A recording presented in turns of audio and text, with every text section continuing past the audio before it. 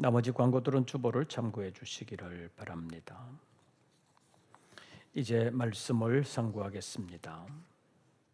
본문으로 선택하지는 않았지만 37장 1절부터 10절까지의 말씀을 우리 다시 한 번 더 교독해 보시겠습니다.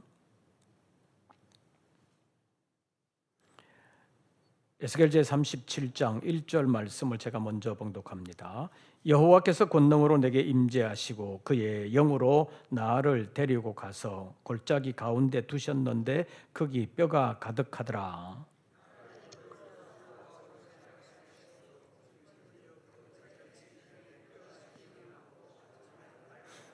그가 내게 이르시되 인자야 이 뼈들이 능히 살 수 있겠느냐 하시기로 내가 대답하되 주 여호와여 주께서 아시나이다.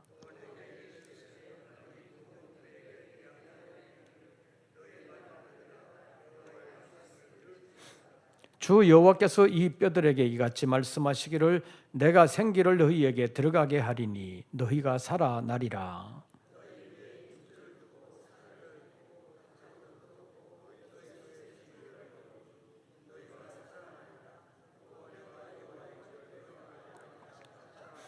이에 내가 명령을 따라 대언하니 대언할 때에 소리가 나고 움직이며 이 뼈 저 뼈가 들어맞아 뼈들이 서로 연결되더라.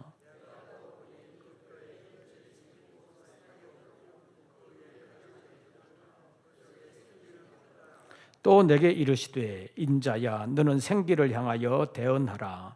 생기에게 대언하여 이르기를 주 여호와께서 이같이 말씀하시기를 생기야 사방에서부터 와서 이 죽음을 당한 자에게 불어서 살아나게 하라 하셨다 하라.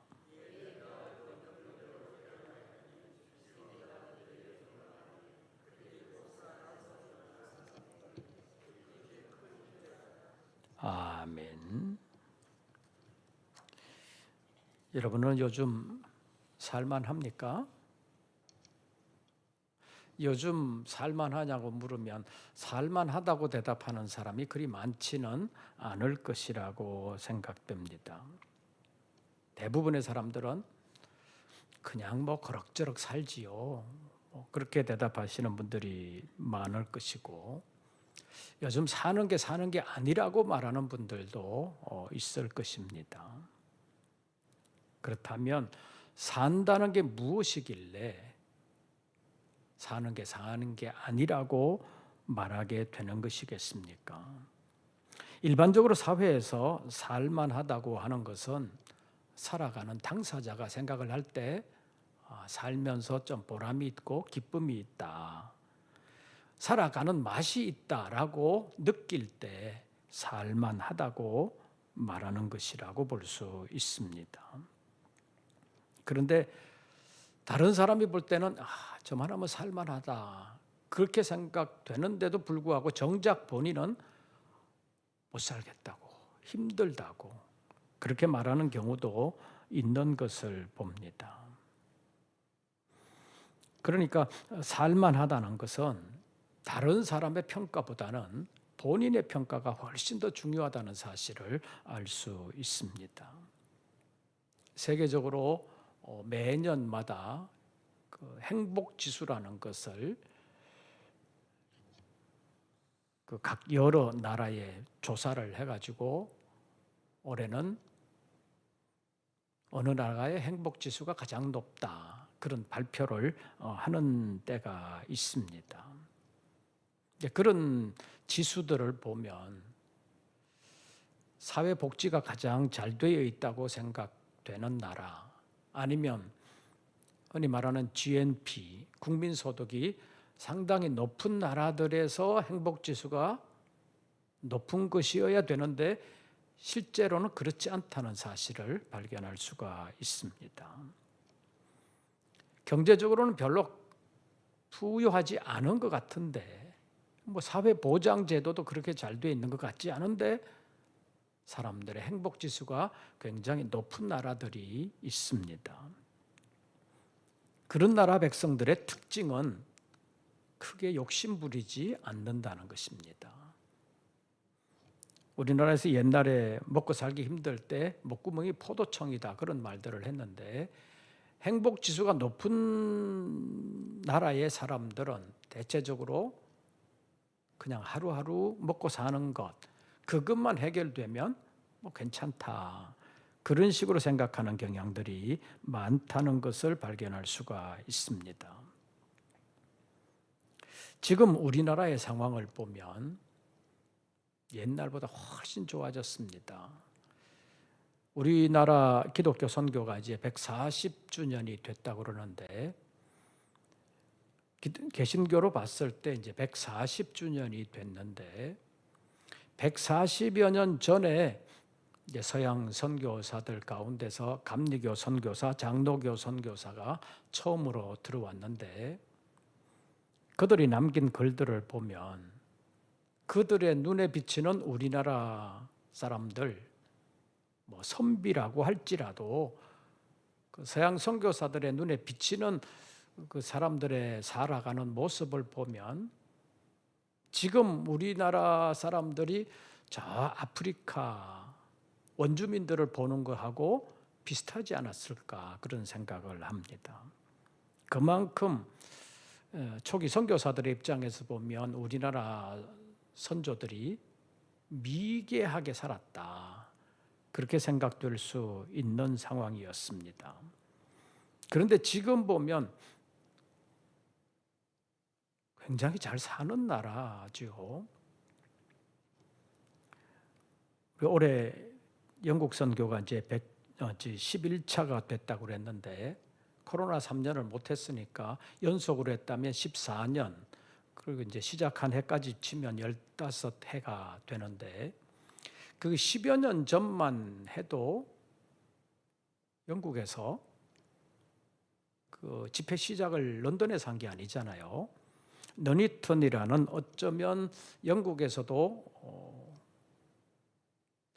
완전 시골은 아니지만 그 중소도시라고 말할 수 있는데, 거기에서 한국을 모르는 사람들 꽤 있었습니다. 한국 모르는 사람들 꽤 있었습니다.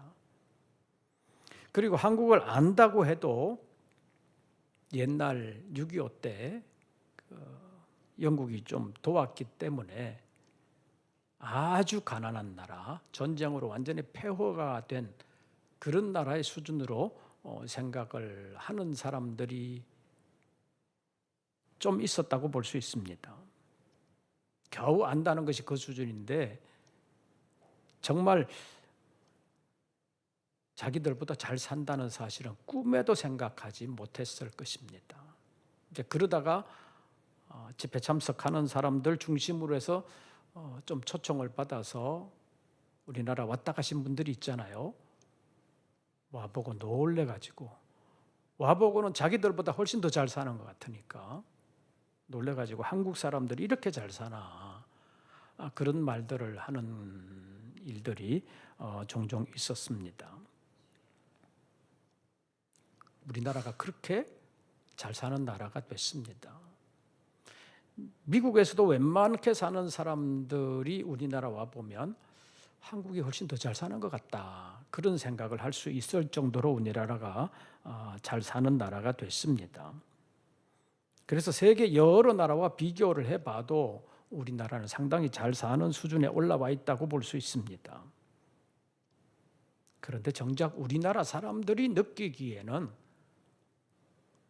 우리나라는 못 사는 나라, 살만한 나라가 아니라 못 살만한 나라라고 생각하는 경향들이 많습니다. 이것이 정치 지도자들 때문이라고 볼 수 있는데, 정치 지도자들은 늘 잘한다고 하는 일이 없잖아요. 자기들이 정권을 잡으면 자기들은 이렇게 했다고 홍보를 많이 하지만, 상대방의 진영에 있는 정치인들은 늘 못한다고, 못 살겠다고, 늘 불평하게 국민들을 호도하게 하는 것이 지금까지의 우리나라의 민주주의의 역사였다라고 볼 수 있습니다. 우리나라 민주주의는 정치적으로 발전하는 민주주의라기보다는 자기 편이 아닌 사람들을 상대적으로 깎아내리는 그런 일에 더 집중한 것이 오늘날 우리나라의 민주주의의 수준이라고도 볼 수 있습니다. 지금도 마찬가지입니다. 그래서 정치 지도자들이 국민들에게 소망과 보람을 심어주기보다는 불평, 불만을 심어준 역사가 오래되었다고 말할 수 있습니다. 민주주의 역사가 굉장히 짧은데 거의 모든 민주주의 역사가 그런 불평, 불만 세대로 키워온 기간이었다고 말할 수 있습니다. 그래서 이제는 그 젊은이들뿐만 아니라 나이 드신 분들도 불평, 불만이 많아졌다고 볼 수 있습니다. 지금 여러분들을 한번 생각해 보십시오. 그리고 점검해 보십시오. 내 마음 속에 불평, 불만이 얼마나 있나라고 생각해 보면 불평, 불만이 없이 모든 것을 있는 그대로 받아들이고 만족하고 사는 사람보다는 불평, 불만이 많은 사람들이 훨씬 더 많다고도 볼 수 있습니다. 지금 대통령 선거에 임하고 있는 후보들의 면면을 한번 보십시오. 우리나라 국민들에게 자긍심을 심어주고 있는 후보들이 있습니까? 그저 이 나라는 못 사는 나라, 못된 나라가 된 것처럼 그렇게 상대방 진영을 완전히 깎아내리면서 자기가 돼야 된다고 말하는 사람이 이 나라의 정치 지도자들이요, 또 어쩌면 대통령 후보로 나온 사람들이라고 말할 수 있습니다.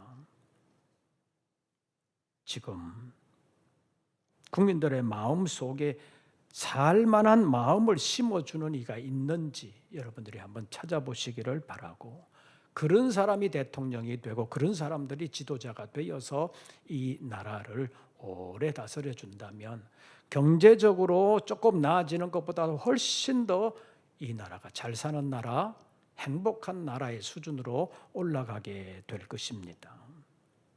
경제 수준이 좀 나아져도 불평, 불만의 세대를 만드는 사람이 지도자가 되면 이 나라에 살 맛이 나지를 않을 것입니다. 그런데 오늘 본문에 등장하는 이스라엘 백성들의 상태를 한번 보시죠. 본문 11절 우리 다 같이 읽습니다. 또 내게 이르시되 인자야, 이 뼈들은 이스라엘 온 족속이라. 그들이 이르기를 우리의 뼈들이 말랐고 우리의 소망이 없어졌으니 우리는 다 멸절되었다 하느니라. 이렇게 말하는 배경이 우리가 아까 읽은 1절부터 10절까지의 말씀입니다. 에스겔을 환상으로 불러 골짜기에 마른 뼈들을 보여주셨습니다. 마른 뼈들이 완전히 말라버렸습니다. 아니, 백골이라고 말하잖아요. 살이 하나도 없이 완전히 말라버린 뼈들을 보여주셨습니다. 그리고 나서 이 뼈들이 살겠느냐 그렇게 물으시잖아요. 그때 선지자는 뭐라고 그랬어요? 아까 읽으면서 뭐라 그랬어요? 자, 3절을 한번 보시지요. 그가 내게 이르시되 인자야, 이 뼈들이 능히 살 수 있겠느냐 하시기로 내가 대답하되 주 여호와여 주께서 아시나이다. 질문에 대하여 주께서 아시나이다 이렇게 대답하는 경우가 종종 있잖아요. 요한복음 21장에 보면 예수님께서 네가 나를 사랑하느냐고 베드로에게 물으셨을 때 주께서 아시나이다 그러잖아요. 이렇게 대답하는 이유가 뭐예요? 자신 없다는 거잖아요. 자신 없기 때문에 주께서 아시나이다 그런 말로 대답했다고 볼 수 있습니다. 그런데 이 뼈들이 뭐냐, 그 환상이 의미하는 바를 설명하고 있는 것이 오늘 본문인데 11절 보면 또 내게 이르시되 인자야, 이 뼈들은 누구라? 이스라엘 온 족속이라. 이스라엘 온 족속들이 생각할 때 우리는 뼈다. 그것도 금방 죽은 뼈가 아니라 완전히 죽어 말라 빠진 뼈다. 이렇게 생각을 했다는 것입니다. 완전히 망했다는 것입니다. 그래서 11절에서 이 뼈들은 이스라엘 온 족속이라 그들이 이르기를 우리의 뼈들이 어떻게 되었고 말랐고 우리의 소망이 없어졌으니 우리는 다 멸절되었다 하느니라. 이렇게 한자말로 표현해서 그렇지 다른 번역 성경으로 보면 우리의 희망이 다 사라졌으니 우리는 망했다 이렇게 번역하고 있습니다. 또 다른 번역에서 보면 희망이 사라져 끝났다고 넋두리 하고 있다 이렇게 번역하고 있습니다. 살아날 희망 없다는 것입니다. 이것은 이스라엘이 자손들이 바벨론에 포로되어 있을 때 몇 년 있으면 돌아가겠거니 이런 생각을 도저히 할 수 없는 상황이었다는 것입니다. 이제는 끝났다. 우리는 못 돌아간다. 그런 생각을 하고 있었다는 것입니다. 그런 이스라엘 백성들에게 내리시는 하나님의 처방이 12절에서 14절까지입니다. 12절 보십시오. 그러므로 너는 대언하여 그들에게 이르기를 주 여호와께서 이같이 말씀하시기를. 그 다음 보십시오.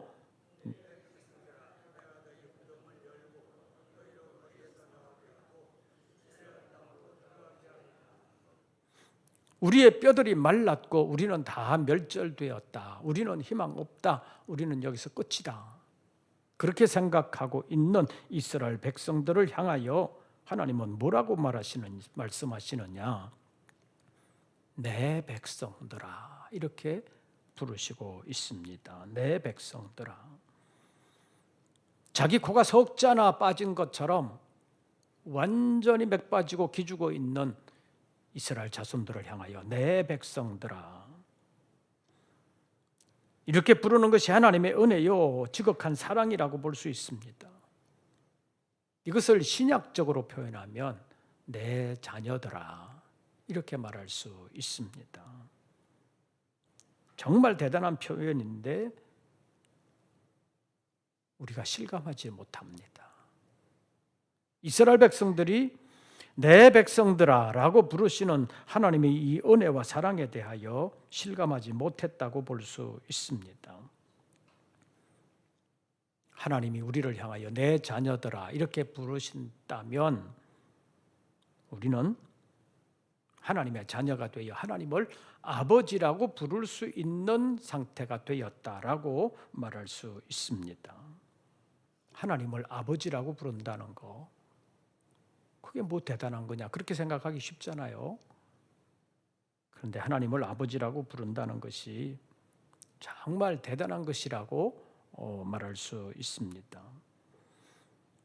지금은 가정마다 자녀들이 뭐 하나나 둘밖에 안 되기 때문에 그 자녀들에게 부모들이 자기 모든 것을 다 해주고 싶은 그런 마음들이 있잖아요.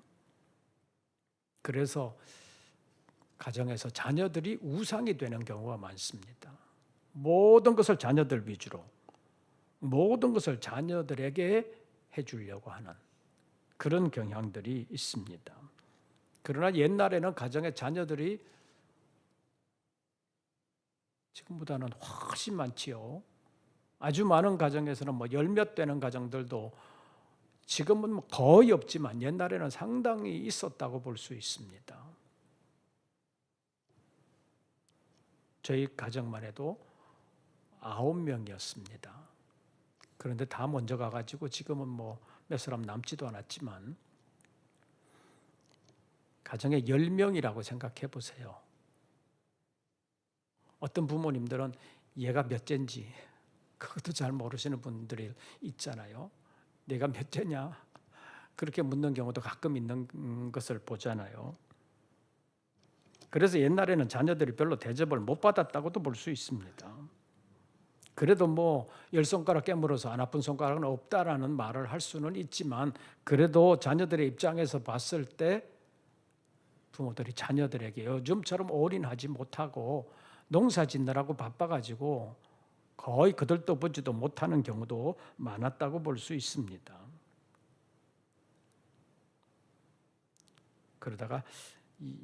그런데다가 옛날에는 보면 아버지를 아버지라고 부르지 못하는 자녀들도 있었잖아요.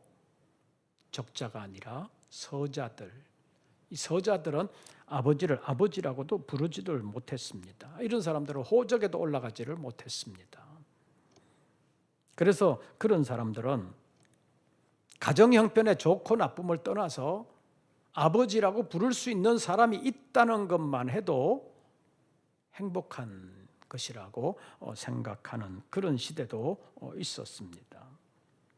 그런데 일반적인 사람이 아니고 세상의 왕보다도 높으신 분이라고 생각되는 하나님을 아버지라고 부를 수 있다는 것, 그건 너무나도 큰 특권이라고 말할 수 있습니다.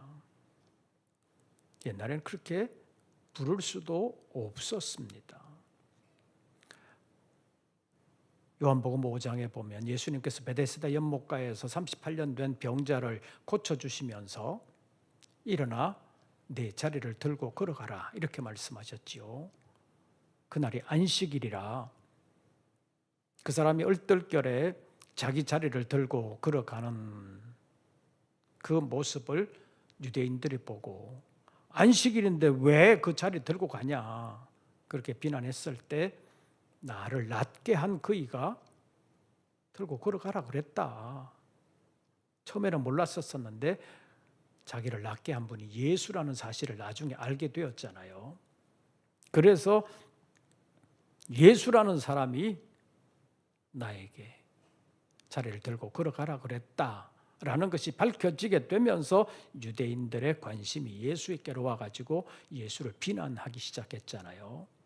네가 왜 안식일을 지키지 못하게 하냐? 안식일 법을 왜 어기게 했냐? 그러면서 예수에 대해서 막 따지기 시작했습니다.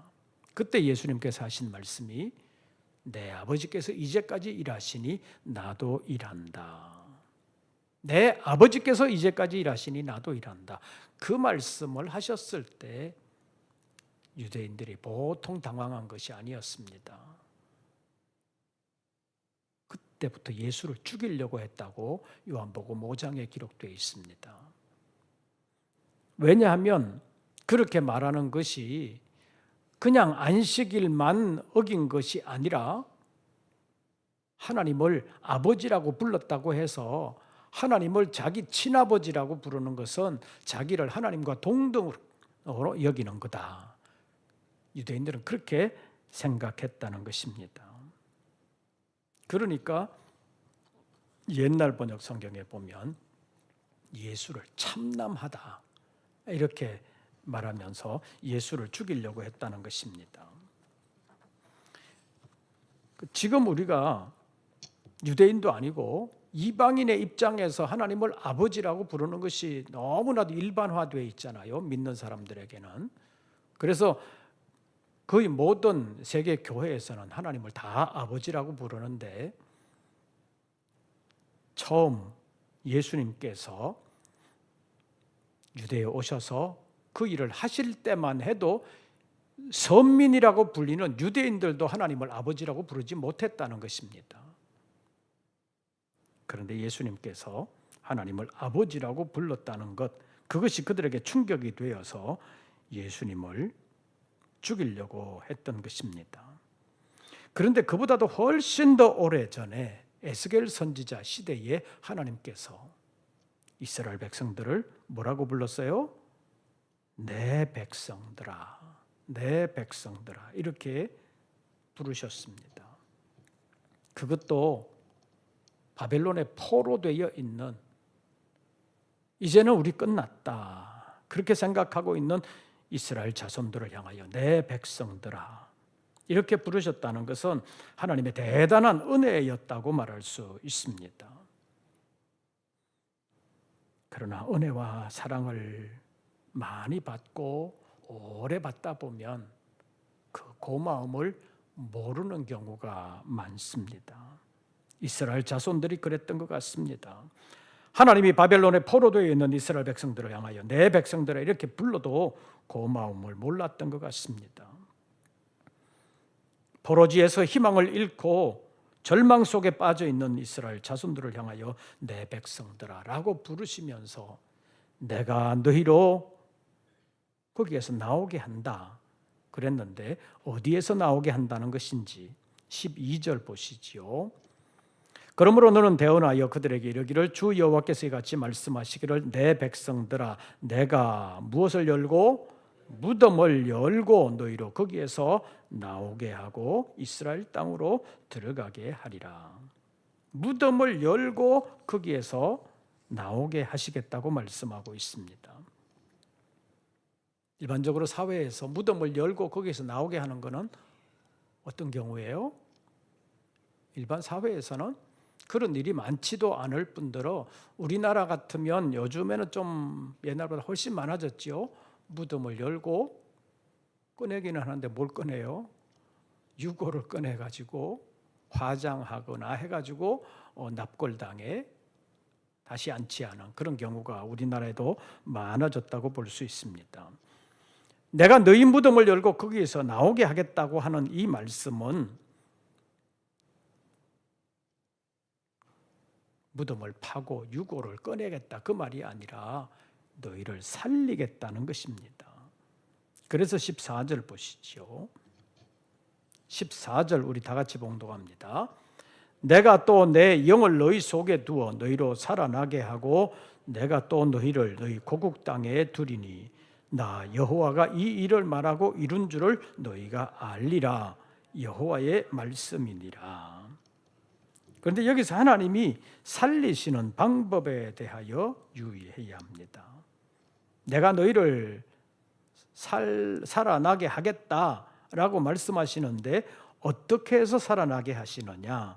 14절 보시지요. 내가 또 무엇을 너희 속에 두어?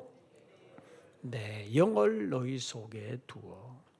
하나님의 영을 이스라엘 자손들 속에 두어 너희가 어떻게 하게 하고? 살아나게 하고 하나님의 영으로 살리시겠다는 것입니다. 그래서 오늘 제목을 무슨 영? 살아나게 하는 영이라고 잡았습니다. 하나님의 영은 살리시는 영입니다. 사실 사람을 처음 만드실 때 에덴 동산에서 처음 만드실 때 사람을 흙으로 만드시고 하나님의 생기를 불어 넣으셔서 살리셨습니다. 하나님의 생기는 살게 하는 생기였습니다. 그래서 에스겔 37장에서도 말라 빠진 그 뼈들을 향하여 대언하게 하시면서 생기에게 생기야 사방에서부터 와서 이 죽음을 당한 자에게 불어서 살아나게 하라. 뼈들이 서로 연결이 되어 힘줄이 생기고 살이 올라 가죽까지 입혔지만 살아나지 못했었는데 생기를 대언하여 생기를 불어 넣으니까 그들이 살아나서 극히 큰 군대가 되었다고 10절이 말씀하고 있습니다. 마치 사람을 처음 만드실 때 흙으로 사람을 만드셨으나 생기가 들어가기 전까지는 살아있는 상태가 아니었었는데 생기를 그 코에 불어넣으니까 살아있는 존재가 되었던 것처럼 이스라엘 백성들이 이렇게 살아나는 상태로 된다는 것을 환상으로 보여주면서 생기에 대하여 대언했던 것을 볼 수가 있고 이것을 내가 또 내 영을 너희 속에 두어 너희가 살아나게 하겠다고 말씀하신 것을 14절에서 볼 수 있습니다. 그래서 살아나게 하는 영, 하나님의 영에 대해서는 다음 기회에 다시 한 번 더 좀 더 자세하게 살펴보도록 하겠습니다. 우리는 그냥 사는 사람이 아니라 하나님의 영으로 사는 사람들입니다. 그래서 우리 찬송원장 부르시고 잠깐